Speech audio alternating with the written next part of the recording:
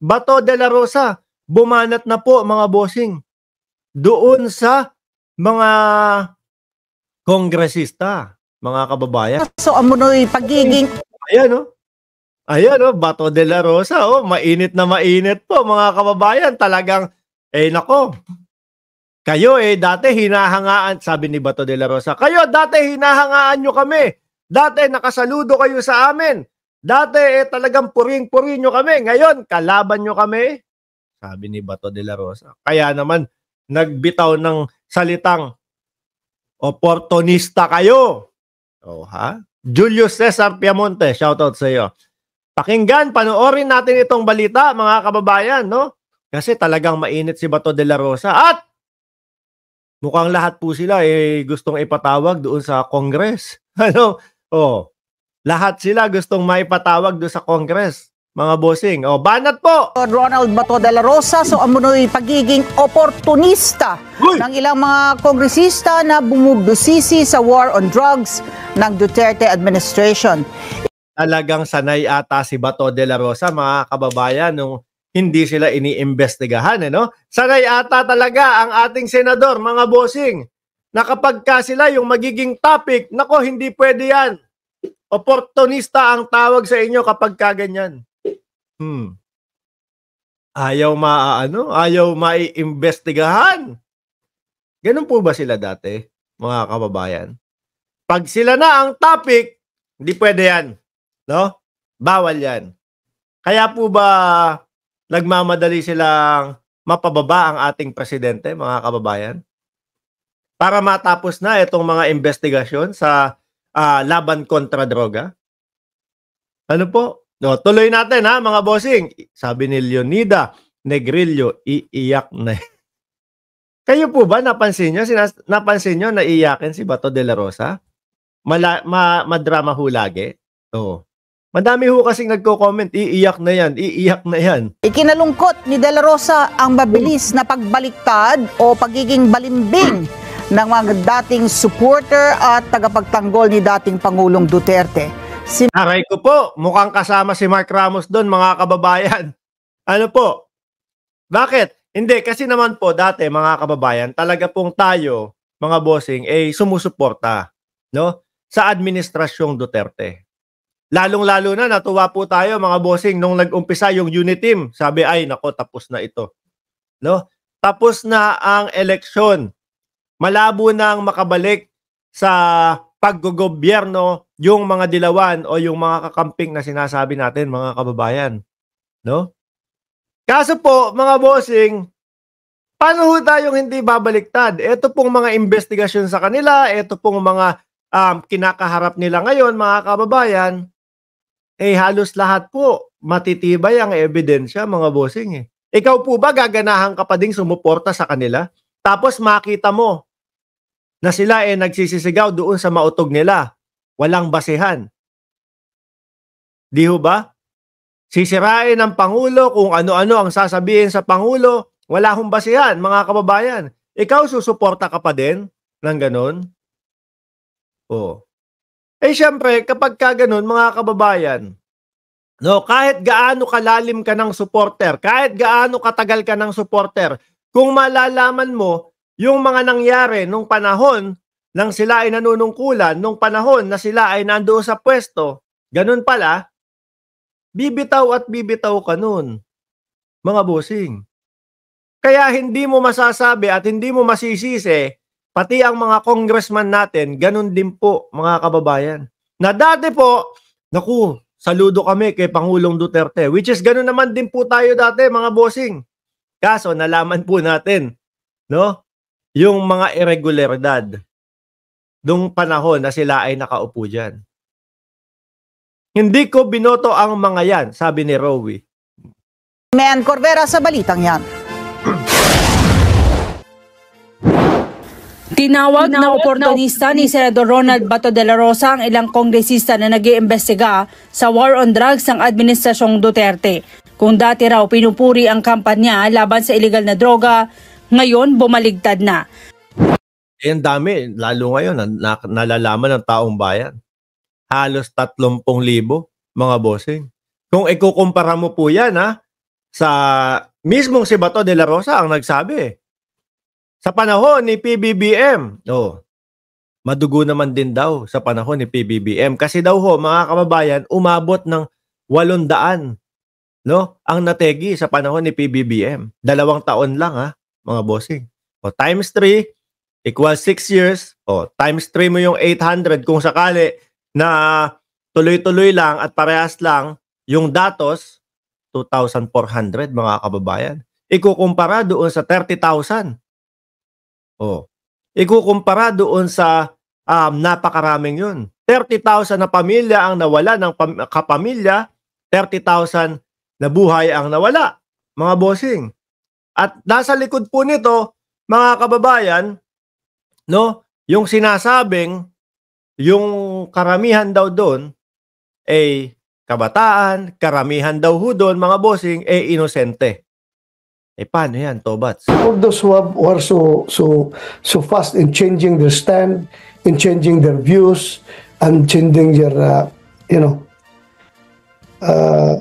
everything, all I can say is that these people are so opportunistic. They forget their principles. Mas pinaprioritize nila yung opportunity. At the same time po, mga kababayan, natapos po ang panunungkulan ng dating Pangulong Duterte.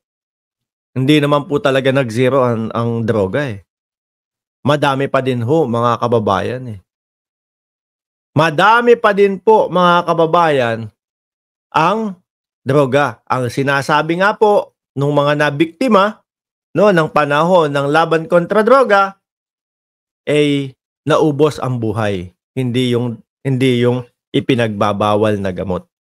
Ano po? Siguro kaya sila nagmamadali. Meron pa pideya likpa tong si Bato. Meron pang mga mautog sila para bumagsak ang presidente. Para makabalik agad sila sa power. Di ba? Whatever that opportunity is, sila lang nakakaalam. Nauna nang bumuo ng Quadcom ang Kamara para mag-imbestiga sa isyu ng umunoy extrajudicial killings, war on drugs at isyu ng Pogo. Sabi ni De La Rosa, nakakalungkot na ang bilis magbago ng mga mambabatas na dati ring supporters at tagapagtanggol ni dating Pangulong Duterte. Nakakalungkot isipin talaga. Kung gano'n sa kabilis noon, they are singing hallelujah to us for thank you for the drug war. Thank you for the peace and order. Thank you for the tranquility. Thank you for keeping the streets safe from the drug menace. Thank you and thank you, bow and bow. Ngayon, you are the villain. Bakit kayo nagkandak ng war on drugs? Bakit niyo ginawa yan? Mali yung ginawa ninyo. Ganun kabilis magbago ang tao. Sa huli na napatunayan kumbaga hindi naman napapatunayan pa mismo, Pero madaming ebidensya ang lumalabas, madaming ebidensya ang nagpapatunay na talagang mali, Merong ibang paraan. Tingnan mo ang Pangulong Marcos. Tingnan mo ang gobyernong Marcos. Hanggang ngayon naman po, mga kababayan, madami pong nahuhuli, Pero hindi ganun kalaganap, hindi ganun kadami yung natetegi Lahat yan lumalabas ngayon, mga kababayan. Ganun kabilis. Aminado si De La Rosa na masama ang kanyang loob dahil tila nagtaksil rin ang mga opisyal ng gobyerno para magbigay ng mga impormasyon sa mga dayuhan at tinalikuran na ang mga pulis na nagbuwis ng buhay para lumaban sa mga drug lords at iba pang nasa likod ng drug operations. Siyempre, Tobats, hindi naman pwede yung mga yan, kumbaga, alam nila, nararamdaman na nila, at na lumalabas na yung katotohanan, hanggang ngayon, mag-stay pa din sila sa inyo. Hindi naman pwedeng ganun. So sad for me. So sad talaga. Ganun. Wala bang cry-cry dyan? Wala yung talagang nakaganon? Kagaya nung nakita namin doon sa Senate? Sad Nangyari. Just because of politics. Ganun na lang yung... dahil daw po sa politika, mga kababayan. Sino po ba unang namulitika? Sino pa ba unang nanira? Mga bossing. Di ba sila yung unang nanira? Sila yung unang bumanat sa presidente. Buwisit na nga ang taong bayan nun. Ano sabi ng taong bayan? Bakit ganito si PBBM? Lahat na ay sinisira sa kanya. Hindi man lang bumabawi. Oh. Di ba mga bossing? Sila yung mga nauna. Kaya wag nilang magamit-gamit yung word na pinupolitika sila, namumulitika dahil sa 2025. Oh. Dahil sa 2028, gustong maging presidente, ayaw maging presidente si Inday Sara Duterte. Sa kanila po, mga kababayan, na nag-umpisa yung pamumulitika. Ating pagtingin sa ating kapwa sa ating kapwa Pilipino na nagbuwis ng buhay para sa ating inang bayan. Gaganunin na lang natin. Ipagkakanulo na lang natin sa mga foreigner. Ipagkakanulo lang natin sa mga dayuhan yung ating mga kababayan na Akala ko ba hindi naiisipin ni Bato de la Rosa yung tungkol sa ICC? Bakit mukhang sa kanya mismo lumalabas yun? Ipagkanulo na lang natin sa mga banyaga. Ipagkanulo na lang natin sila sa mga foreigner. Usaping ICC din yan eh. Kala ko ba it's a waste of time lang yan, Bato? Bakit mismo ikaw ang nagdi-discuss? Ikaw mismo ang nag-o-open ng usapin na yan. Di ba? Buong buhay nila ay dinedicate niya sa ating inang bayan. Iginit naman ng senador na paulit-ulit na ang pagdinig sa isyu ng extrajudicial killings kaya nakapagtatakang muli itong binuhay ng Kamara. Malinaw umanong hindi patas sa investigasyon. Kailan po ba dininig yun, mga kababayan? Nung panahon ni dating Pangulong Duterte? Parang sa panahon ni Pangulong Bongbong Marcos, ngayon pa lang yan mga nabubuksan, di ba? Dahil kung gusto ng patas na pagdinig, sana ipinatawag din ang mga opisyal ng gobyerno na nagsagawa ng operasyon noon gaya ng ginagawa nila sa Senado. Kung gusto nila ng fair na investigation, they should have contacted also the government side at saka kami mismo na gusto nila maging akusado. Kinuntaksanan lang kami pero wala man ginawang contact na ginawa. So, paano sila magka-come up with a fair investigation kung fair and objective investigation kung hindi na kinuntak yung mga pulis, yung mga allegedly involved sa sabi nilang EJK. Wala man tayong narinig na ganon.